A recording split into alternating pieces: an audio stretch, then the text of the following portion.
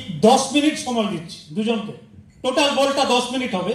হ্যাঁ, একদম চিন্তা বিল্লমঙ্গলের বল হবে, 10 মিনিটের মধ্যে শেষ করবে।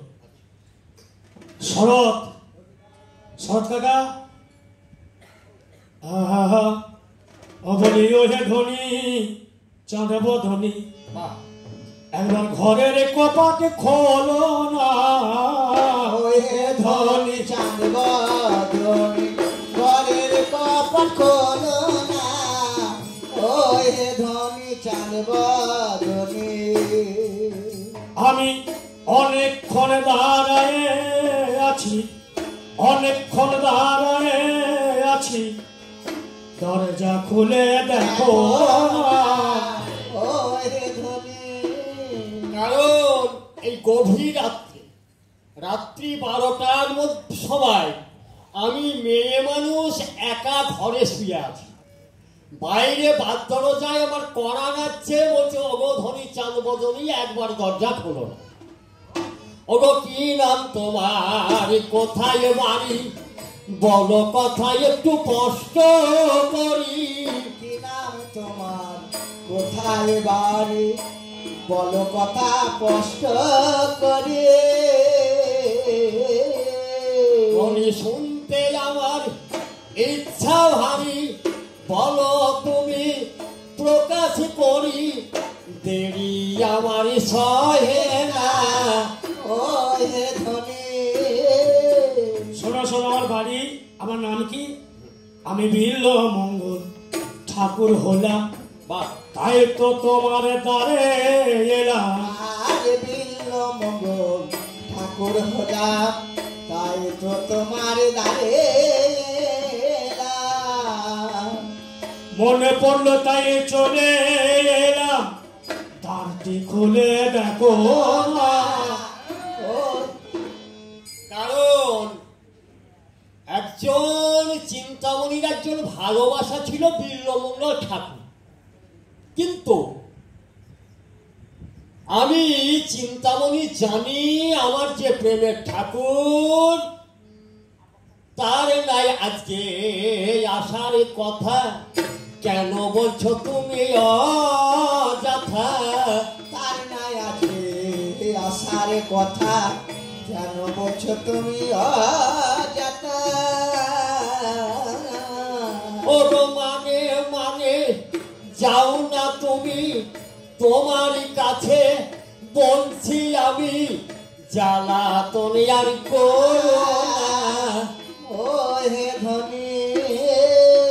ভালোবাসার মানুষ মনে পড়লে তার দিন লাগে, ক্ষণ লাগে, বার লাগে, সময় লাগে না। ওরে হঠাৎ তোমায় পড়ল মনে, হঠাৎ তোমায় মনে পড়েছে, প্রেমে খুশির তোয়ালে গেছে, হঠাৎ তোমার মনে পড়েছে। হঠাৎ মনে পড়েছে তাই চলে এসেছে, কিন্তু তিনার আজকে পিদিরি সাধ্য, তিনি করতে হলেন বাধ্য। তেনারাতে পিতৃ সাধ্য, তিনি আবার করিতে অবাধ্য।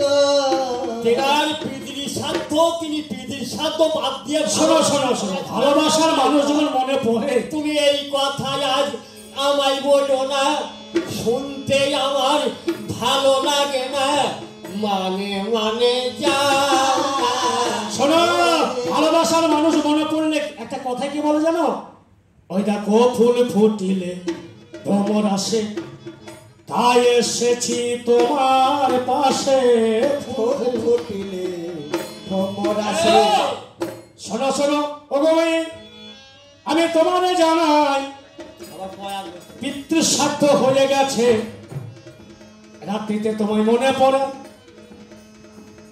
এই ঘরে নিশিতে তোমায় আমায় মনে পড়ে গেল, তাই তো চলে এলাম চিন্তা। শোনো কথাগুলো, অনেক রাত্রি খুব কষ্ট করে জলে ভিজে ভেলা ধরে নদী পার হইলাম, ভালোবাসার টান দিয়েছে তাই তো চলে এলাম। তাই আমার যেজন ভালোবাসা কেন বা বলবো না, তার এমন ফাঁসা ফাঁসা গলা নয় কভু দেখুন না। আরে বৃষ্টিতে ভিজেছি, ঠান্ডা ধরে যায়, ঠান্ডার কারণে গলাটা ধরা ধরা হয়। আসলো কেন গলা ধরা? আছে আমার গলা ধরা, তুমি আমার গলা ধরা, আছে আমার গলা ধরা, তুমি আমার গলা ধরা। বৃষ্টিতে ভিজে ঠান্ডা লেগে যায়। আমি সত্যি তোমার মঙ্গল ঠাকুর খুলে দেখো না। তাই শোনো শোনো ওগো ঠাকুর শোনো দিয়া মন, তোমার কাছে বলে জানাই মনের মতন।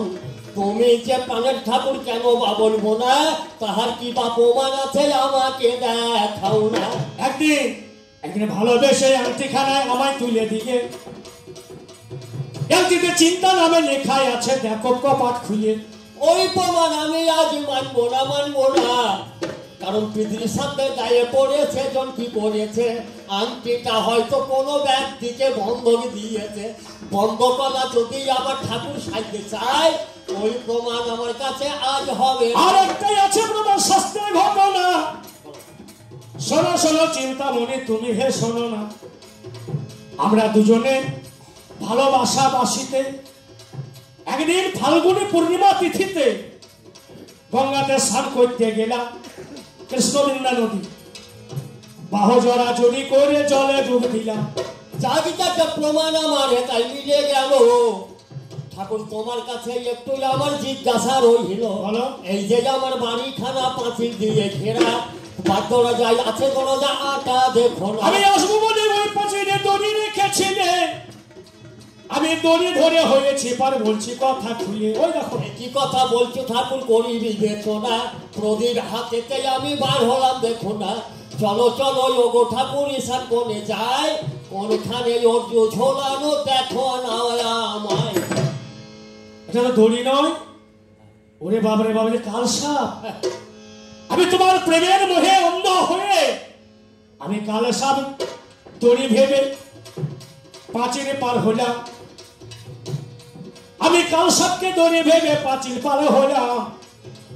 তাই শোনো শোনো ওগো ঠাকুর শোনো দিয়া মন, তোমার কাছে বলে জানাই মনের মতন। এই চিন্তাকে যত তুমি ভালোবাসা দিলে, যে ভালো আমায় তুমি বাসিলে। আসল চিন্তামণি যদি ভালোবাসবে, স্বয়ং চিন্তামণিকে তুমি পেয়ে যাবে। আজি হতে আমায় তুমি আর ভালোবেসো না, সেই স্বয়ং চিন্তামণি ভালো তুমি বাসো না। এবার ওই মেয়ের কথা শুনে, চিন্তামণির কথা শুনে আমার প্রাণে টানে দেয়। বলে আসল চিন্তামণি যেখানে বিরাজ করে সেখানে যাওয়া যায়। আসল চিন্তামণিকে স্বয়ং যিনি রাধারানী বৃন্দাবনে আছেন, বলে তার চিন্তা করতে হবে, যেতে হবে কাছে। আমি তাই যাবো চিন্তা, সেই স্বয়ং চিন্তামণির কাছে। এবার যেতে যেতে এই ঠাকুরের কিবা হয়েছে, ওই বাহির হলো ঘর থেকে, যেতে যেতে কিবা হলো সোনার মহাশয়। আগে গৃহস্থের সুন্দর রমণী চোখে ভরে যায়। ওরে নামে যার পদ্মাবতী শ্রীমন্ত মণিকের স্ত্রী, ওরে রূপে গুণে অঙ্গে যিনি মাখিয়েছে ঘি। ওই মেয়ে সুন্দরী আমার চোখে এলো। বামনের ছেলে পিছু পিছু যাওয়া ভালো। এবার সারাদিনের সেবা সুস্থতে হওয়ার পরে, আগেকার দিনে ব্রাহ্মণকে এতটা ভক্তি করতেন। বলুন ঠাকুর মশাই কি চান? বলে তোমার ওই রমণী এই নিশিতে আমার কাছে থাকতে চায়। যেই দিল গৃহস্থ সর্বাঙ্গ চাহিয়া দেখে বললাম, মাগো তোমার ওই মাথায় আছে বেলকুড়ি কাঁটা, হাতে তুলে দেবে